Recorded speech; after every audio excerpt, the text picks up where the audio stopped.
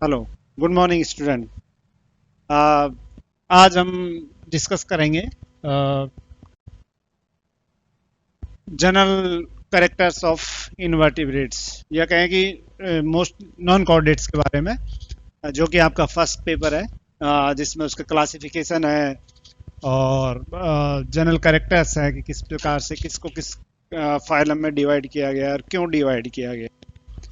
तो उसके कुछ रूल हैं, जनरल टेक्सोनोमिक रूल हैं। उन नियमों के अनुसार ही सभी एनिमल्स को अलग अलग फाइलम में बांटा गया है। तो नॉन कॉर्डेट की अगर बात करें, या हिंदी में उसको कहें कि एकशेरुकी, नॉन कॉर्डेट या एकशेरुकी, जैसा कि नाम से ही पता है, नॉन नॉन का मतलब एब्सेंट, और कॉर्डा जो शब्द है, कॉर्डा का मतलब होता है नोटोकॉर्ड। नोटोकॉर्ड एक मीजोडर्मल ओरिजिन की रॉड लाइक स्ट्रक्चर होती है जो सभी कॉर्डेट्स में पाई जाती है, लेकिन ये नॉन कॉर्डेट्स में एब्सेंट होती है। तो नॉन कॉर्डेट के अंदर जितने भी प्राणी आएंगे उसमें नोटोकॉर्ड एब्सेंट रहेगी। हाँ, एक और शब्द है इनवर्टिब्रेट या एकशेरुकी, इनवर्टिब्रेट्स। जैसा कि नाम से है कि इनवर्टिब्रेट, इनका मतलब यहां भी एब्सेंट है, इन मीन्स एब्सेंट। और वर्टिब्रेट मीन्स वर्टिब्रा, और वर्टिब्रा का मतलब होता है वर्टिब्रल कॉलुमन, वर्टिब्रल कॉलुमन या कशेरुक दंड, कशेरुक दंड। तो या मेरुदंड भी कहते हैं इसको। मेरुदंड जो होता है वो वर्टिब्री के मिलने से जो आपकी रीढ़ की हड्डी होती है उसको मेरुदंड कहते हैं। जो वर्टिब्रल कॉलुमन जो है, कॉलम का मतलब एक खंबे जैसी संरचना, और वर्टिब्रल का मतलब वर्टिब्रा से मिलके। तो वर्टिब्रा से मिलके और एक बैकबोन जो बनती है, that is known as vertebral column, उसको आप कशेरुक दंड बोलेंगे। तो ये कशेरुक दंड इनमें एब्सेंट रहेगी सभी इनवर्टिब्रेट में। लेकिन एक प्रॉब्लम है यहां पर जो समझनी पड़ेगी आपको, कि जितने भी इनवर्टिब्रेट हैं वो सब नॉन कॉर्डेट नहीं है। कुछ कॉर्डेट फाइलम भी ऐसे हैं जो इनवर्टिब्रेटा में आते हैं। Means non chordate plus chordate के कुछ फाइलम, सम कॉर्डेट फाइलम्स, ये दोनों मिलके और इनवर्टिब्रेट बनाते हैं। ठीक है, लेकिन ये जो फाइलम है जिनमें वर्टिब्रल कॉलम तो एब्सेंट है लेकिन नोटोकॉर्ड पाई जाती है, इसलिए इनको किस में रखते हैं? कॉर्डेटा में। किस में रखेंगे? कॉर्डेटा में। तो यहां आपको यह ध्यान रखना है कि सारे नॉन कॉर्डेट्स हैं वो इनवर्टिब्रेट भी हैं, लेकिन सारे इनवर्टिब्रेट नॉन कॉर्ड नहीं है। Means all non-chordates are invertebrate, but all invertebrates are not non-chordate, because क्योंकि वहां पर कुछ कॉर्डेटा के कुछ एनिमल्स हैं जो जिनमें भी वर्टिब्रल कॉलम नहीं पाया जाएगा, तो उनको इसमें इंक्लूड किया जाता है। ठीक है ना? तो ये क्लियर कट याद रखना कि ये दोनों शब्द एक दूसरे के सिनोनिम्स नहीं है, एक दूसरे के पर्यायवाची नहीं है, समानार्थक नहीं है, दोनों में अंतर है नॉन कॉर्डेट और इनवर्टिब्रेट में। हाँ, जितने भी नॉन कॉर्डेट्स हैं वो इनवर्टिब्रेट तो है ही है, लेकिन जो सारे इनवर्टिब्रेट है वो नॉन कॉर्डिनेट नहीं है, उसमें कुछ कॉर्डेट भी सम्मिलित है। ठीक है, तो ये क्लियर कट याद रखना है यहां पर। अब अपन देखते हैं कि भाई किस प्रकार से इनको डिवाइड किया गया है आगे। तो उसमें कुछ रूल है, जैसे कि बॉडी का कंपोजिशन, किस प्रकार का संगठन उस बॉडी का है या एनिमल का है, जिसके अकॉर्डिंग उनको अलग अलग फाइलम में डिवाइड किया गया है। तो कंपोजिशन में अगर देखें तो कुछ एनिमल ऐसे हैं जो एक कोशिका से ही बने हुए हैं, कुछ एनिमल ऐसे हैं जो एक से ज्यादा कोशिकाओं से बने हुए हैं। तो जो यूनिसेलुलर एनिमल है, जैसे कि आपने देखा होगा अमीबा, अमीबा का नाम सुना है, अमीबा को आपने बुक में देखा होगा। वो एक कोशिकीय प्राणी है, उसमें जितनी भी मेटाबॉलिक प्रोसेस होनी है वो सारी की सारी एक कोशिका के अंदर ही होती है। अगर उसका कंपैरिजन करें ह्यूमन बीइंग से, तो अमीबा में जितनी भी क्रियाएं हो रही है वो सारी ह्यूमन बीइंग्स में हो रही है, लेकिन वहां वो सारी की सारी प्रोसेस एक कोशिका के अंदर हो रही है। जबकि हम मल्टीसेलुलर एनिमल्स हैं, बहुत सारी कोशिका हमें पाई जा रही है।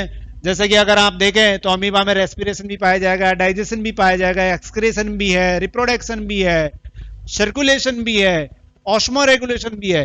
तो वो सारी जो जीवन में किसी भी बहुकोशिकीय प्राणी के जो उपापचयी क्रियाएं होती हैं वो सारी इसे एक कोशिकीय में भी हो रही है।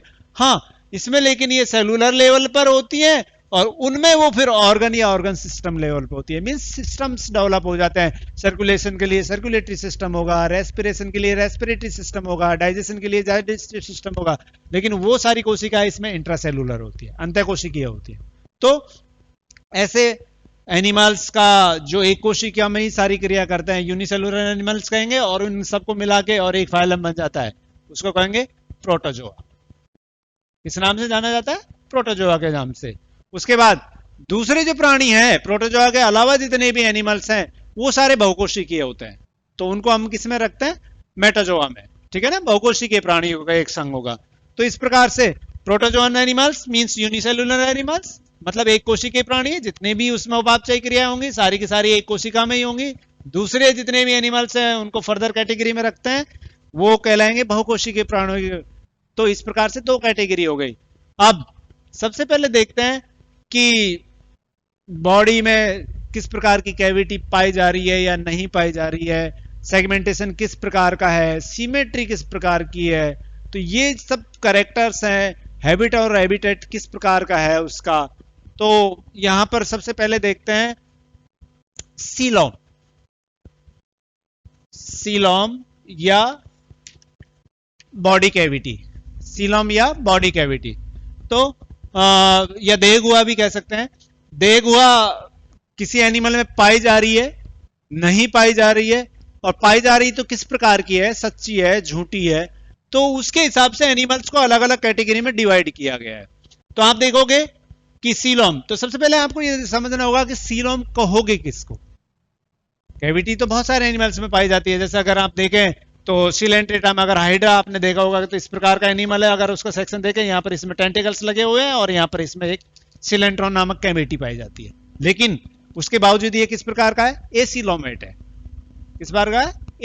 अदेहगुहीय प्राणी है, मतलब देहगुहा नहीं पाई जा रही है, जबकि इसमें कैविटी पाई जा रही है। लेकिन ये किस प्रकार की कैविटी? सिलेंट्रॉन। और इस सिलेंट्रॉन की वजह से ही इस फाइलम को नाम दिया गया है सिलेंट्रेटा। तो कैविटी है लेकिन कैविटी में नहीं। इसका मतलब कैविटी की कुछ एक डेफिनेशन है, एक परिभाषा है, जिसके हिसाब से आप उसको डिफाइन करोगे कि इसे आप कैविटी कहोगे और इसे नहीं कहोगे। तो सीलोम की जो परिभाषा है वो इस प्रकार की है कि जितने भी ट्रिप्लोब्लास्टिक एनिमल्स हैं, एनिमल्स को दो कैटेगरी में डिवाइड किया गया है according to their germinal layers in gastrula. ठीक है ना, गैस्ट्रुला में जननिक उपकला कितनी होती हैं? दो होती हैं या तीन होती हैं। जिनमें दो होती हैं उनको डिप्लोब्लास्टिक कहते हैं, जिनमें तीन होती हैं उनको ट्रिप्लोब्लास्टिक कहते हैं। तो डिप्लोब्लास्टिक जो एनिमल होते हैं उसमें दो लेयर्स पाई जाती हैं, एक होती है एक्टोडर्म की और दूसरी होती है एंडोडर्म की। ठीक है ना, तो एक्टोडर्म और एंडोडर्म से मिलके और पूरे एम्ब्रियो का निर्माण होगा, तो they are known as diploblastic animals. किस नाम से जाने जाएंगे? Diploblastic animals. उसके अलावा कुछ एनिमल्स ऐसे होते हैं जिनमें तीन जननिक परत पाई जाती हैं, एक होती है एक्टोडर्म, एक होती है मीजोडर्म और एक होती है एंडोडर्म। ठीक है ना, एक्टोडर्म और एंडोडर्म तो डिप्लोब्लास्टिक में पाई जाती है, लेकिन एक इसमें तीसरी डेवलप हो जाती है और इनको सबको मिला के और किस नाम से जाना जाता है? Diploblastic animals. क्लियर? तो ऐसे प्राणी जिनके गैस्ट्रुला में तीन जननिक स्तर पाए जाते हैं, एक्टोडर्म, मीजोडर्म, एंडोडर्म, उनको ट्रिप्लोब्लास्टिक एनिमल्स। और ऐसे प्राणी जिनके गैस्ट्रुला में या एम्ब्रियो के डेवलपमेंट में दो ही लेयर या जननिक परत काम में आती है, जर्मिनल लेयर्स काम आती है, they are known as ectoderm और एंडोडर्म, और एनिमल्स आने डिप्लोब्लास्टिक, दोहरी वाले। अब यहां पर सीलोम को डिफाइन करने के लिए ये देखना है कि जो एनिमल है उसमें एक गुहा का निर्माण हो जाता है और उस गुहा के दोनों तरफ एक इस प्रकार की कैविटी जो दोनों तरफ से मीजोडर्म से आस्तरित हो, जिसके एक तरफ एक्टोडर्म और दूसरी तरफ एंडोडर्म और उसके दोनों तरफ मीजोडर्म। तो यहां पर जो ये गुहा बनेगी that is known as coelom. ठीक है ना? सच्ची देह गुहा उस गुहा को कहेंगे जिसके दोनों तरफ मीजोडर्म की परत पाई जाएगी। अगर बाय द वे किसी एनिमल में ऐसा होता है जैसे कि यहां पर एक एक्टोडर्मल सेल्स है, यहां पर एक एंडोडर्मल सेल्स है और बीच में गुहा है, तो this is not a true coelom, ये सच्ची देह गुहा नहीं है। सच्ची देह गुहा किसे कहोगे? जब इसके दोनों तरफ यहां पर एक मीजोडर्म की परत इधर हो और एक मीजोडर्म की परत इधर हो, इन दोनों के बीच में अगर गुहा बनती है तो that is known as true coelom. ठीक है ना? और एनिमल्स को क्या कहेंगे? ट्रू सीलोमेट एनिमल, सच्ची देह गुहा वाले प्राणी। तो यहां पर अगर नॉन कॉर्डेट्स को अगर आप देखते हो तो उसको 3 कैटेगरी में डिवाइड किया गया है।